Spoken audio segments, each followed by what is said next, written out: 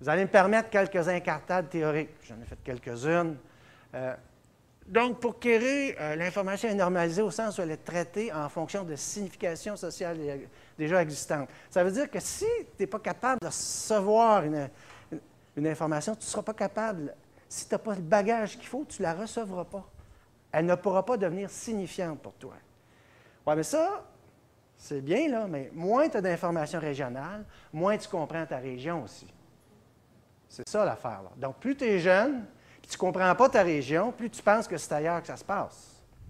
Hein? Fait que tu t'en vas, alors qu'il y a une crise de l'habitation à Gaspé parce qu'il y a du développement, bien, si tu étais en Gaspésie, tu penses que l'avenir, c'est à Montréal, fait que tu t'en vas être chômeur à Montréal, alors tu peux avoir un job à Gaspé. Hein? L'information, est-ce qui spécifie les significations et les valeurs fonctionnelles? Ça veut dire c'est ce qui permet le repérage de tout organisme vivant dans un environnement. Ça sert à ça. Alors, quand tu es une communauté, tu as besoin de l'information pour savoir ce qui se passe autour de toi.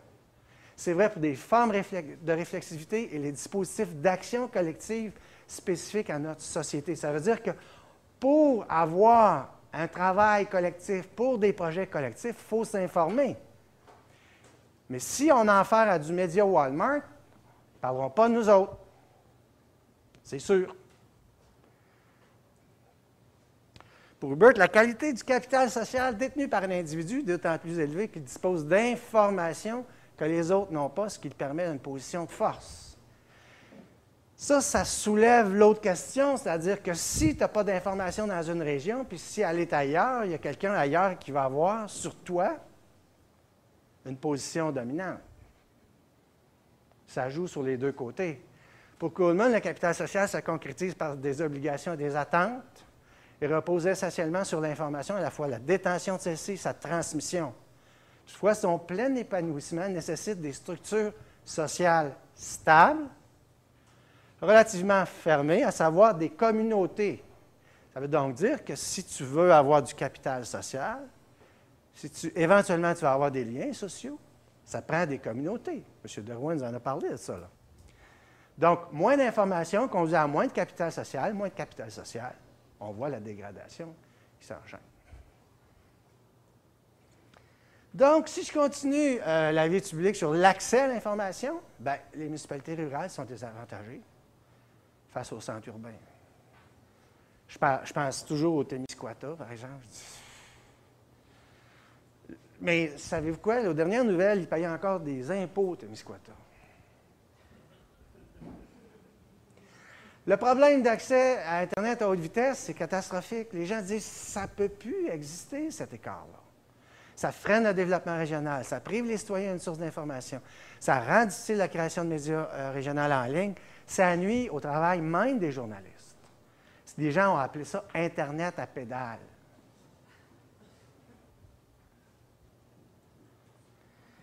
Le problème d'accès aux médias écrits, il y a des délais de livraison. Je ne sais pas ce que c'est qu'un quotidien quand il arrive 2 jours après.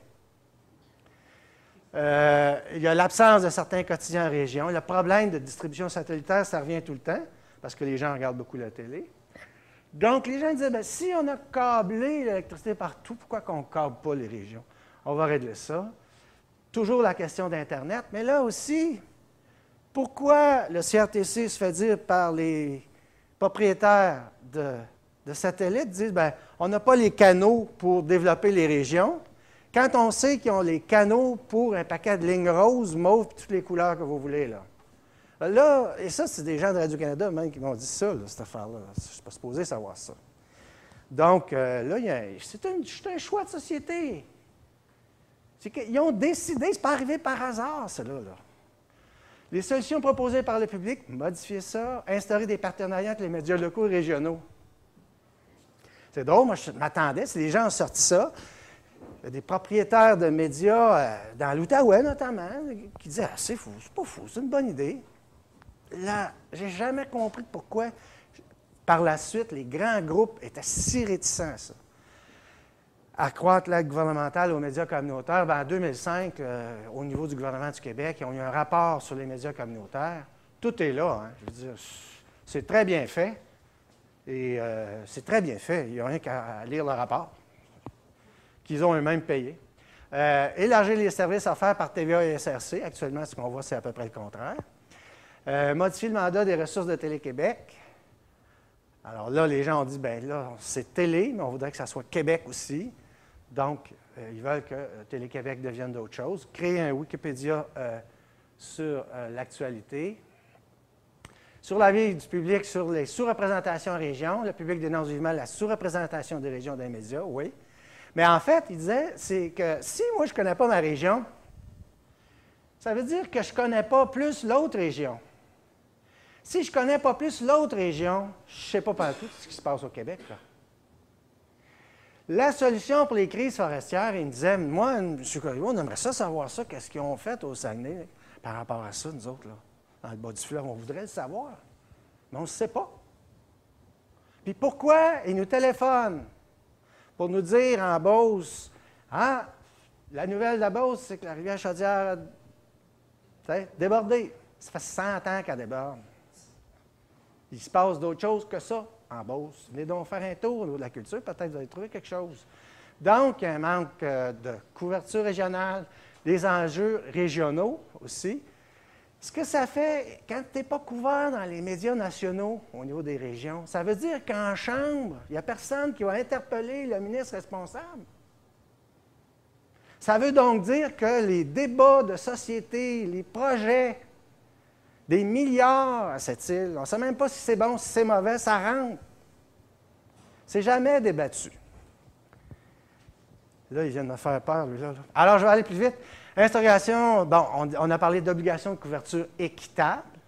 On a parlé de quota minimal. On a parlé de faire plus de tours des régions. Et on dit, si on fait 1 heure sur Terre, pourquoi faire 1 heure sur le Québec?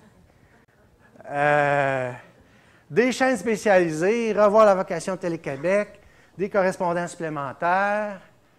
Donc, pour la presse, cette demandant, ils ont dit, bien, ce qu'on aime, c'est le rapport de proximité. Par contre, les jeunes journalistes, ils nous ont expliqué que quand tu as fait quelque chose, que tu as dit, une série d'articles qui discutaient un peu sur les questions troubles à la mairie, puis que le maire va faire l'épicerie à côté de toi, puis qu'à Chibougamau, il n'y a pas 3, 4, 5 épiceries, il y en a une, puis que ça peut être un peu trouble, mais bon, c'est pas facile. Le ratio trop élevé de la pub, alors, puis la standardisation, c'est un gros problème. Les solutions, donc, les partenariats, on continue. On a tous déjà vu ça. Deuxième incartade théorique, c'est-à-dire que pour Castel, les nouvelles technologies de l'information et de la communication qui sont à la base des sources de productivité, des nouvelles formes d'organisation, de la construction d'une économie mondiale est caractérisée par la flexibilité et le travail en réseau. Parfait, on est content, c'est un constat, merci beaucoup, bonjour. Mais comment, sans information, tu peux t'inscrire dans un réseau? Comment tu peux construire tes propres réseaux? C'est des questions assez difficiles. Comment tu peux faire un réseau si tu n'as pas de bon capital social? Puis comment ne pas devenir une victime des autres réseaux quand toi, tu n'es pas capable d'avoir l'information qu'il faut pour te greffer à ces réseaux-là? Alors, c'est pas simple. Et là, le brouillage pour Bertolucci, c'est le brouillage des territoires et des différences spatiales qui résultent des mobilités pose des problèmes politiques à tout acteur local dans la mesure où ceux-ci fonctionnent sur la délimitation de territoires et de leurs compétences. Ce qui est fascinant, c'est que quand tu as une responsabilité au Québec dans une région administrative, il y a des endroits, ils ont 4 hebdos différents pour couvrir la même région. Alors, ça leur coûte une fortune, ne serait-ce que pour publier ce qu'ils doivent publier à chaque année. Et quand ils sont allés voir les propriétaires d'hebdos, ils disaient, bon, peux-tu faire un deal? Puis c'est le même propriétaire que... Non, pas question. Il y a des endroits pour couvrir, ils sont obligés de faire 7 conférences de presse pour couvrir leur région administrative. Alors là, il y a des décalages entre le marché de l'information et les responsabilités sociales des acteurs.